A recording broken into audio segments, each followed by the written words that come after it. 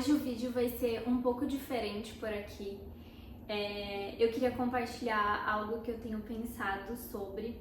É algo que eu já pensei em muitos momentos da minha vida, mas esses últimos dias eu tenho refletido porque me fizeram uma pergunta e a resposta foi exatamente o que a gente vai falar aqui hoje. Que o quanto que a gente se cobra pra a gente ter sucesso até os nossos 30 anos de idade. Eu tenho 27 anos e eu acho que esse foi um ponto que por muito tempo da minha vida eu me cobrei de quando eu chegasse nos 30 anos eu tivesse já sucesso, que eu fosse uma pessoa com muitas conquistas, sejam elas materiais, financeiras, enfim.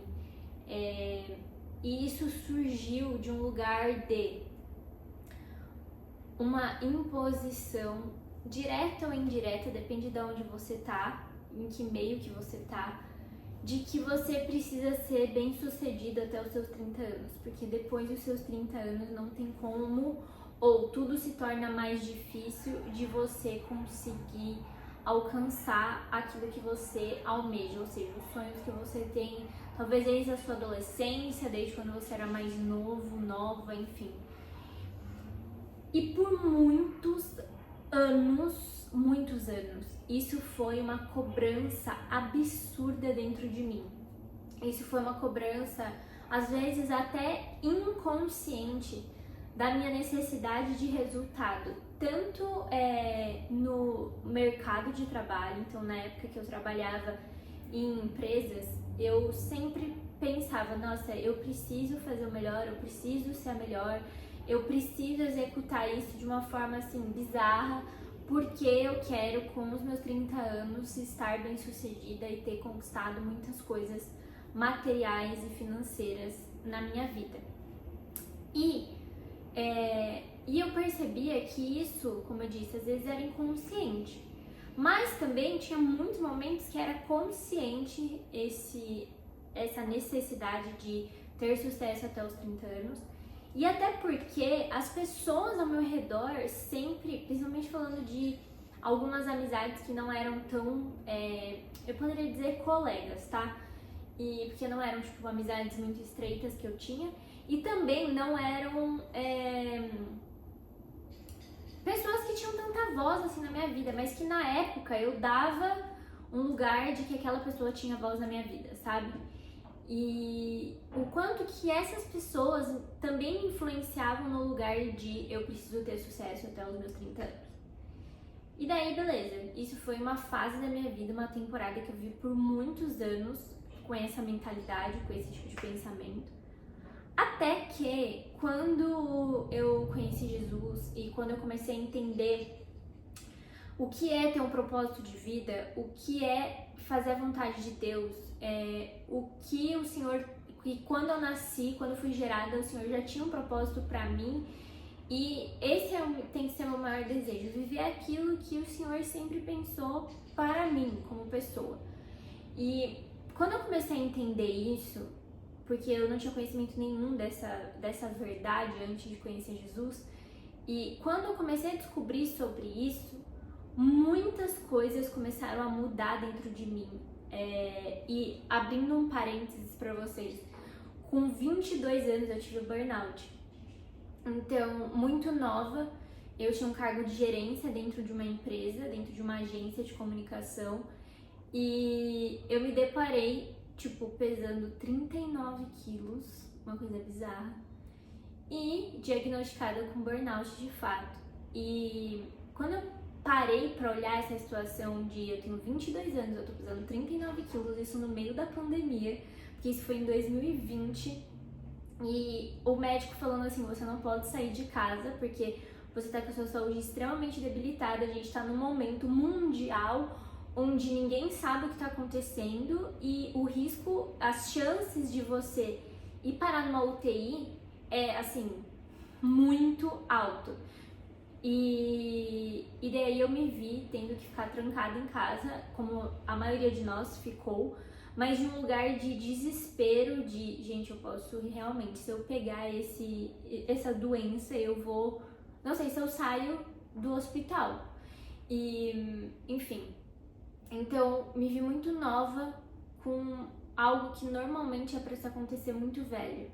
Ou mais velho, né? O que na verdade, gente, não é nem pra acontecer. Não é pra existir isso. Burnout é uma coisa que a gente não pode normalizar e, enfim, pensar que a gente pode ter. Eu acho que a gente tem que correr atrás de não permitir, não gerar um ambiente, uma situação que outras pessoas vivam isso. E, enfim, eu saí dessa empresa, tipo, quando eu fui diagnosticada, eu fiquei mais 15 dias nessa empresa. Quiseram me mandar embora por justa causa. Enfim, gente, mó treta esse rolê. E enfim, pedi minha conta, tava com um advogado, pedi minha conta, achei que essa seria a melhor decisão que eu poderia ter. Eu tinha um processo em mãos pra abrir com essa empresa, mas nunca senti paz de abrir um processo contra essa empresa. E eu sabia que ia ser ganho, né, gente? Porque processo trabalhista no Brasil, o trabalhador sempre é beneficiado, ele sempre ganha a causa. E, enfim, nunca senti paz, então esse processo eu deixei pra lá e consegui sentir alívio e recuperar minha sanidade mental, minha saúde emocional num prazo muito curto de tempo, ou seja, sem medicação. Graças a Deus, sem medicação. Gente, porque não sou contra, tá? Tratamento psiquiátrico, mas no meu caso, assim, foi algo que eu dou graças a Deus, porque o ambiente era o problema. Tipo, as pessoas, os cargos acima de mim eram a deficiência, era o que estava de fato causando o esgotamento mental, emocional meu. Principalmente porque eu tinha uma carga de trabalho bizarra. E quando eu saí de lá e que eu me vi livre daquilo, foi uma recuperação meio que, sei lá, o meu corpo mesmo e eu com eu mesma fui me recuperando. Então voltei a fazer coisas que me davam prazer, voltei a estar na companhia de pessoas que me faziam tão bem. Então minha família, porque eu morava na casa dos meus pais ainda, só que eu não via os meus pais, porque eu saía muito cedo, tipo 8 horas da manhã eu tava no escritório, eu voltava pra casa tipo mais de 9 horas da manhã, 9 da noite, quase todos os dias. Então assim, eu via meus pais muito esporadicamente, eu sempre chegava muito esgotada, acordava muito cansada. Então vira uma bola de neve. Pra quem já teve burnout ou conhece alguém que já teve, gente, vira uma bola de neve. E eu fui diagnosticada com burnout pelos meus pais, posso assim dizer, porque eu tava tão fora de mim, eu não tava prestando nada de atenção em mim, ao ponto que eu emagreci quase 7 quilos, e eu não percebi que eu emagreci. E tipo assim, pra mim, gente, é bizarro falar isso, mas foi o que de fato aconteceu. Eu, por exemplo, ia vestir a calça, óbvio que a calça tava gigante pra mim, 7 quilos a menos. E eu fui colocando, né, eu acredito, porque é o que eu lembro, eu fui colocando cinto nas roupas. Então, tipo, hoje eu aperto um botão, amanhã eu aperto 2, depois eu aperto 3, e assim ia. Até que os meus pais falaram, eu vou te levar no seu endocrinologista, porque você não tá bem, você não tá normal. Não é normal tá do jeito que você tá muito magra, com certeza você emagreceu. E tipo assim, gente, eu não fazia ideia que eu tinha emagrecido. E, enfim, fui no médico, cheguei lá, tomei o maior esporro do meu médico que me acompanha desde os meus 12 anos de idade. E ele me deu o afastamento, tipo, me deu o atestado, falou, tipo assim, 15 dias em casa e nessas condições, que foi as condições que eu mencionei um pouquinho antes. Enfim, então eu voltar a ter o convívio com os meus pais, com os meus amigos, fazer coisas que me davam prazer, foi tipo o que de fato foi o meu remédio pro burnout. Fiquei uns 6 meses mais ou menos sem trabalhar com comunicação, realmente dando um refrigério pra mente, até que eu voltei a trabalhar com isso depois de 6 meses. Entrei em agência depois, mas aprendendo a dizer não, aprendendo a estabelecer limites, aprendendo a me posicionar também em coisas que talvez eu nunca tinha me posicionado, mesmo em um cargo de gerência, enfim, e também muito nova, aprendendo muitas coisas, ao mesmo tempo que eu também tinha que demonstrar conhecimento, eu também estava aprendendo, então, enfim, foi uma somatização de coisas. E fecha parênteses, burnout. E esse lugar de cobrança me fez muito mal, porque eu acho que nesse período todo também de acontecimentos, foi quando eu também tinha ainda essa mentalidade de preciso ser uma pessoa de sucesso até os meus 30 anos. Conheci Jesus no meio disso tudo, quando eu tava nessa agência eu já conhecia Jesus, e quando eu tive o burnout eu já conhecia Jesus, mas depois que tudo isso aconteceu, assim, coisas novas, para coisas novas o meu olho se abriu, sabe? Eu fui percebendo valor em coisas que eu não tinha observado, que de fato tinham um tamanho valor, coisas que eu colocava muito valor, eu via que não tinha valor, e por que eu coloquei valor naquilo. E eu lembro que a minha maior virada de chave para esse tipo de pensamento e essa cobrança social que a gente tem, e principalmente, vamos supor, a gente olha a Forbes, que tem a revista com o Under 30, que é pra quem fez muito sucesso, então, sei lá, por uma ideia genial que a pessoa teve, ou por um posicionamento que ela tem no mercado, no mercado como um todo, mercado financeiro, pessoas que tem um despertar, assim, pela sociedade de ser menor de 30 anos e já ser bem sucedido. Eu acho que esse é um ponto que também nos traz essa cobrança, assim, por mais que ela seja indireta, como eu disse. E a minha chave começou a virar quando eu entendi que quando eu quero viver os planos de Deus, eu não posso estabelecer um prazo para os planos de Deus, até porque Ele é a pessoa, o ser que nos criou, que criou os nossos planos, que colocou os sonhos no nosso coração e que é Ele que vai cumprir. Então Ele é o maior interessado em cumprir os maiores desejos do nosso coração. Então, quando eu comecei a perceber e pensar mais nesse lugar, isso começou a me despertar para um lugar um pensamento de caraca, como que a gente quer ter o controle de todas as coisas? Como que a gente quer ter o controle até de quando vai acontecer e o que vai acontecer na nossa vida? E o quanto isso inibe o agir de Deus na nossa vida, o quanto que a gente coloca Deus dentro de uma caixa e fala, o Senhor pode trabalhar aqui e nesse prazo aqui. 30 anos eu já tenho que estar com sucesso.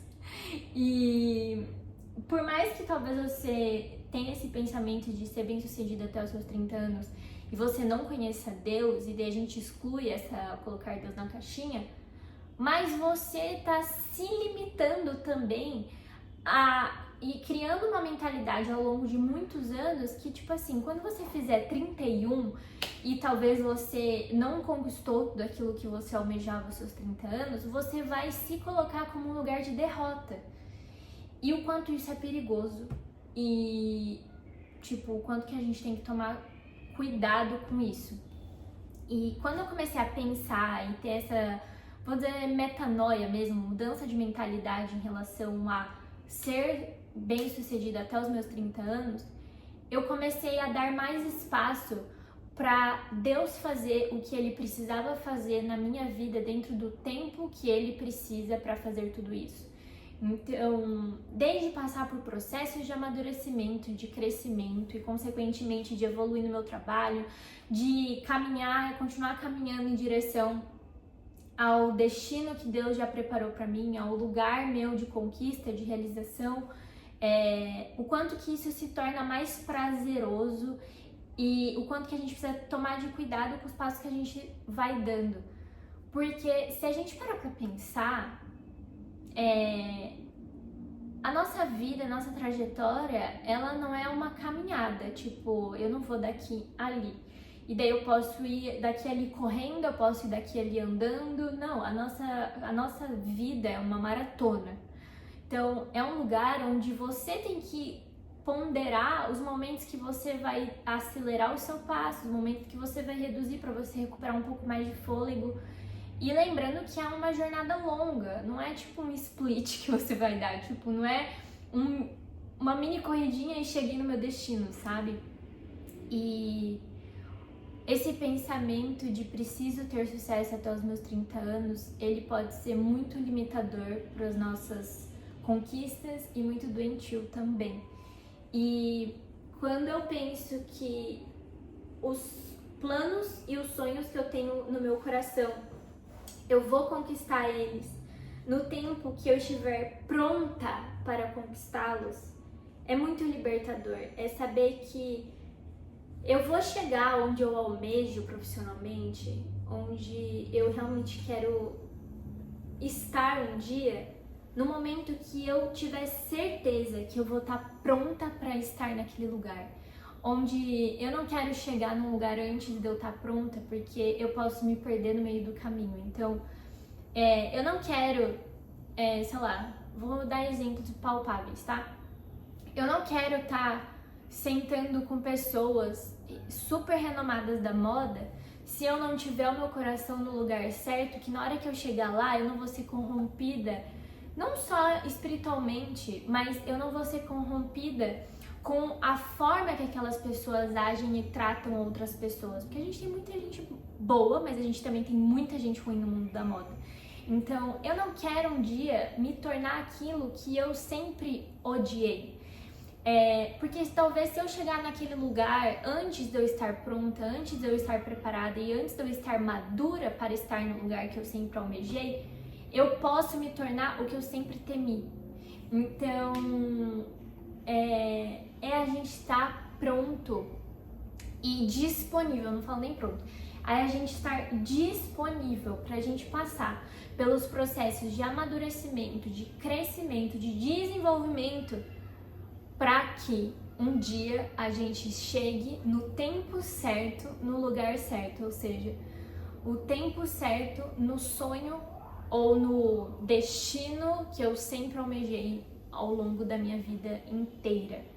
E tem algo que eu falo muito, mas eu falo mais relacionado a relacionamento, então tipo namoro, casamento, que é a pessoa certa no tempo errado, ela se torna a pessoa errada. E eu falo muito isso porque a minha história com meu marido vem muito desse lugar. Mas eu acho que pra vida, essa frase ela faz muito sentido. O lugar certo no tempo errado se torna o lugar errado. Ou o lugar certo no tempo errado, você se torna uma pessoa errada.